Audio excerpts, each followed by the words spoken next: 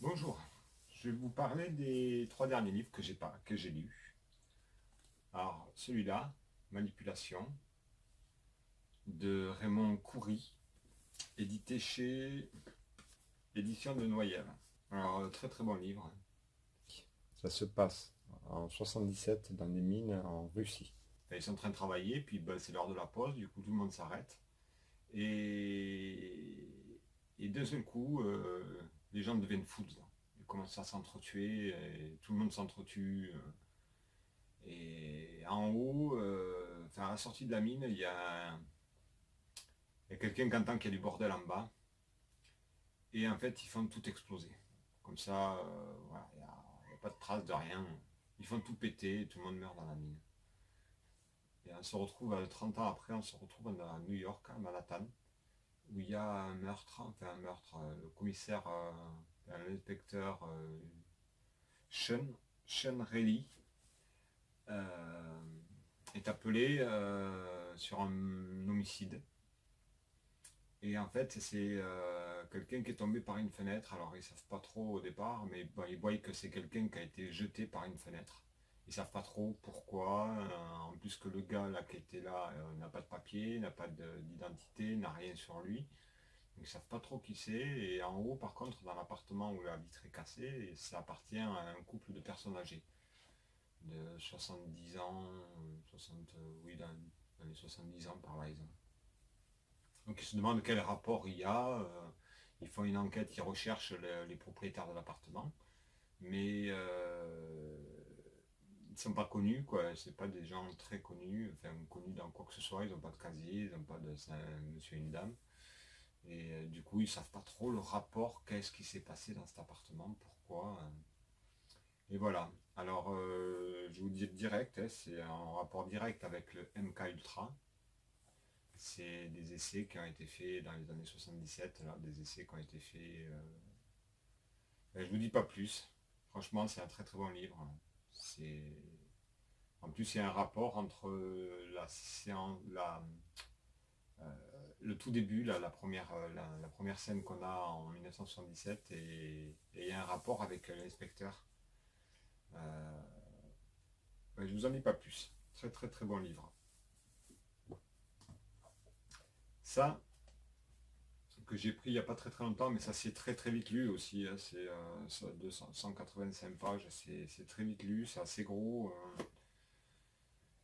L'espionne de Paolo Coelho. Alors l'espionne, c'est en fait c'est la vie de Mata Hari. Alors j'avais déjà entendu parler de Mata Hari, quelques brives comme ça par-ci par-là.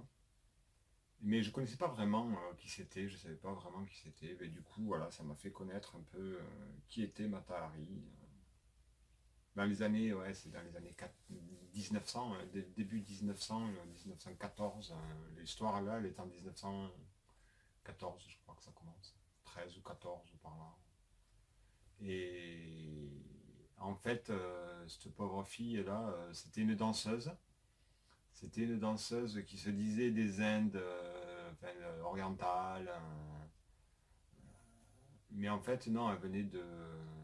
C'était une mythomane, quoi. Mais voilà, elle s'en sortait très bien jusqu'à ce qu'il y ait la guerre. Et comme apparemment elle était très belle, elle dansait, bon, c'est surtout qu'elle dansait très très sexy, du coup tous les mecs la voulaient. Et elle a travaillé quand même dans les plus grands cabarets de Paris, de grandes villes, quoi. Surtout sur Paris, elle était, parce qu'elle est venue sur Paris, c'est là où elle a été le plus connue, quoi. Et ouais, du coup, elle a été un peu avec beaucoup de grands hommes. Des grands hommes, on va dire, elle a connu le monde des Illuminati, hein. Et puis quand ils ont vu que la guerre déclarée, elle était partie en Allemagne par rapport à du travail et tout ça. En Allemagne, comme ils savaient qu'elle venait de France, ils l'ont un peu recrutée pour faire l'espionne. Elle, elle voulait pas, hein. Dès qu'elle est rentrée en France, elle a dit qu'ils l'avaient recrutée, mais qu'elle ne voulait pas et tout ça. Et en fait, ils ont pris le moyen le plus simple, hein. Ils étaient au moyen le plus simple. Voilà, de peur qu'elle dise avec qui elle allait coucher, déjà, parce qu'elle avait couché avec beaucoup d'hommes, d'ailleurs presque tous. Et de peur que voilà, qu'elle dévoile des trucs et tout ça, ils ont préféré voilà, l'exécuter, quoi. Elle a été exécutée. Mais enfin, c'est voilà, ça retrace bien la vie de Mata Hari. C'est une belle histoire. Malheureusement, voilà, en voulant, en voulant jouer avec le diable, ben, elle s'est fait cramer, quoi. Voilà. Et ça, Stéphane Bourgoin, l'homme qui rêvait d'être Dexter. Alors ça, on nous parle du gars qui a inspiré Dexter, la série. Parce qu'en fait, c'est un vrai flic, c'était un vrai flic américain de Miami qui flinguait qui flinguait des, comment ça s'appelle, des trafiquants de drogue, quoi. Ouais, ouais. En fait, c'est un flic qui braquait des dealers. Et il est tué, et voilà. Dexter a été inspiré de ça. Et ensuite, on nous parle d'autres serial killers, hein, dont celui les terrifiantes confessions du réalisateur d'un Star Wars devenu serial killer. Le gars devait écrire un des Star Wars, mais bon, en fait, il était complètement frappadingue. Il a fait quand même trois films qui étaient connus aux États-Unis et pas ici, chez nous, on n'a pas connu. Hein. Mais voilà, le premier, il s'appelle Manuel Pardo Junior. Il s'appelait Manny, on l'appelait Manny, en 1980, voilà. Et le deuxième, c'était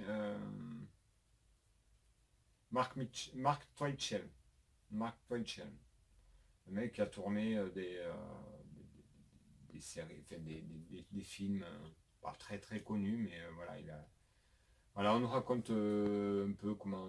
Je m'attendais à mieux, hein. Je m'attendais à mieux, parce que moi j'adorais Dexter, enfin, j'ai adoré la série Dexter. Et je m'attendais à vraiment mieux. Mais bon, c'est pas mal. En fait, c'est un livre pour ceux qui aiment les tueurs en série. Voilà, ça, c'est un livre pour eux, quoi. Ça leur explique un peu comment ils marchent, enfin, pas comment ils marchent, mais de quelques tueurs en série américains, quoi. Voilà. Je suis toujours sur ça, là. J'arrive à la moitié, enfin 322, j'ai pas beaucoup avancé. Mais là, bon, j'ai fait pas mal de choses dernièrement, donc bon, ça bouge un petit peu, mais c'est ouais, 322, je suis presque à la moitié du livre. Ouais, c'est pas trop mon. Enfin, je sais pas. J'espère que pour la suite ça va aller mieux, parce que si c'est pas mon collègue qui me le prête, celui-là, je l'aurais arrêté. Mais bon, mon collègue m'a prêté, m'a dit qu'il était bien, donc je vais un peu forcer dessus, mais on va voir. Je vous dirai après, mais ça m'étonnerait que je vous en. À moins que là ça commence à bouger plus, mais bon, je trouve pas super. Mais voilà, on va, on va rester là, hein. Pour le moment, j'ai lu que ces trois livres. C'est vrai que dernièrement, là, j'ai pas trop lu. Il y a des moments comme ça, hein. Des moments où on a plus de temps que d'autres. Il faut dire que là, j'ai fait quelques vidéos, j'ai bataillé à les faire. Voilà, bon, mais je vous en dirai plus sur une autre vidéo. Ciao! Tuna. Mhm.